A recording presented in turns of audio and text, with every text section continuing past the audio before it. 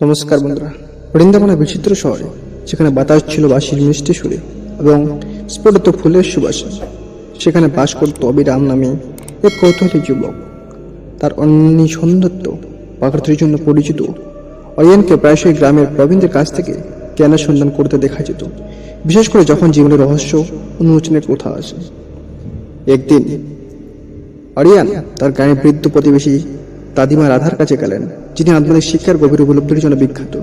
একটি বিড়াল যদি রাস্তা অতিক্রম করে, তবে এটি সৌভাগ্য বা দুর্ভাগ্য নিয়ে আসতে পারে, এমন বহু প্রাচীন বিশ্বাসের দ্বারা আগ্রহী হয়ে অবিরাম এই কুসংস্কারের পিছনে আসল সত্যটি বোঝার জন্য রাধার নির্দেশনা চেয়েছিলেন। তার চোখের পলক নিয়ে ঠাকুমা রাধা অরিয়ানকে তার প্রাচীন বটগাছের নিচে বসতে আমন্ত্রণ জানিয়েছিলেন। একটি জায়গা যেখানে বছর পর বছর ধরে অনেক গভীর আলোচনা হয়েছিল। তিনি একটি কৃষ্ণবাণীর সারমর্ম শেয়ার করতে শুরু করেছিলেন, একটি ঐশ্বরিক শ্লোক যা নিরবধি জ্ঞান ধারণ করেছিলেন। ঠাকুরমা রাধা শুরু করেছিলেন, প্রিয় অরিয়ান, জীবন একটি মহাজাগতিক নৃত্য, অনেকটা ভগবান কৃষ্ণের ঐশ্বরিক খেলার মতো।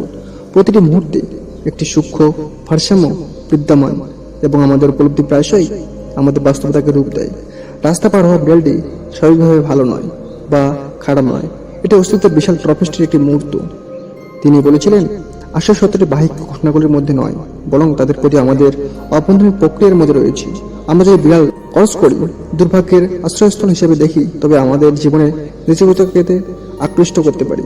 তবে যদি আমরা সেটিকে একটি ইতিবাচক সাথে নিয়ে যাই, মানসিকতা এটিকে পরিবর্তন বা সুযোগের প্রতীক হিসেবে দেখি, আমরা জীবনের প্রভাবের দিকে নিজেদেরকে সারিবদ্ধ করি। ঠাকুমা রাধা কৃষ্ণবাণী শেয়ার করেছিলেন, কর্মণ্য বলিকারস্তে মা ফুলেশু কাদাচনা, যার অনুবাদ হলো, আপনার নিরবধি দায়িত্ব পালন করার অধিকার আছে, কিন্তু আপনি আপনার কর্মের ফল পাওয়ার অধিকারী নন। তিনি ব্যাখ্যা করেছিলেন যে শ্লোকটি ফলাফল থেকে বিচ্ছিন্নতাকে উৎসাহিত করে, আন্তরিকতার সাথে নিজের কর্তব্য সম্পাদনের গুরুত্বের উপর জোর দেয় এবং ফলাফলগুলি ঐশ্বরিকের উপর জোর দেয়। আরিয়ান গভীর শিক্ষা গ্রহণ করার সাথে সাথে সে বুঝতে পেরেছিল যে রাস্তা পার হওয়া বিড়ালটি জীবনের অনিশ্চয়তার রূপক, বিচ্ছিন্নতার জ্ঞানকে আলিঙ্গন করে এবং ইতিবাচক দৃষ্টিভঙ্গির উপর দৃষ্টি নিবদ্ধ করে। তিনি স্থিরতাকে তার করুণার সাথে যাত্রাটিকে মোকাবেলা করতে পারেন। সেই দিন থেকেই আরিয়ান তার হৃদয়ে কৃষ্ণবাণীর সারমর্ম বহন করেছিলেন। বুঝতে পেরেছিলেন যে জীবনের ঘটনাগুলির প্রতি কিভাবে প্রতিক্রিয়া জানানো হয়, তার মধ্যে প্রকৃত শক্তি নিয়ত।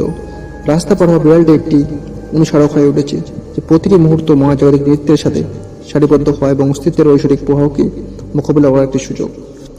সো বন্ধুরা, এরকম আকর্ষণীয় ভিডিও চ্যানেলটা সাবস্ক্রাইব করে পাশে থাকুন। জয় হিন্দ, বন্দে মাতরম, ভারত মাতা কি জয়।